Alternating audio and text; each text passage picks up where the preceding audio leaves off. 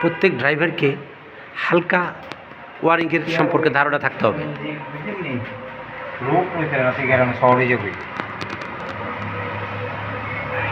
Battery থেকে লাইনটা যে ইঞ্জিনের দিকে ধাবিত হয়েছে, এর ভিতরে ছিঁড়ে যেতে পারে বা কোনো সমস্যা হতে পারে। এগুলো ছোটোখাটো সমস্যা সমাধানের জন্য নলেজ ড্রাইভারদেরকে থাকতে হবে।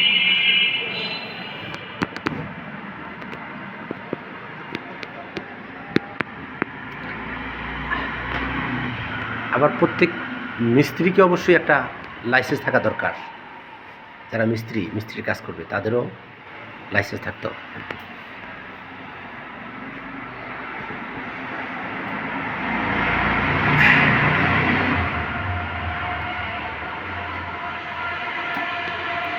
পথে ঘাটে এমন স্থানে সমস্যা হবে যেখানে মিস্ত্রি পাওয়া যাবে না, সুতরাং প্রাইমারি কাজগুলো প্রত্যেক ড্রাইভারকে একাই করতে হবে। অরিজিনালভাবে সেটিং করতে ওয়ারিংয়ের কথা শুনছেন না।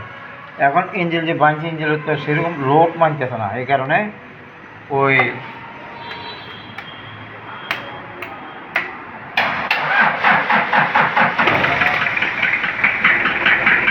Thank you everybody.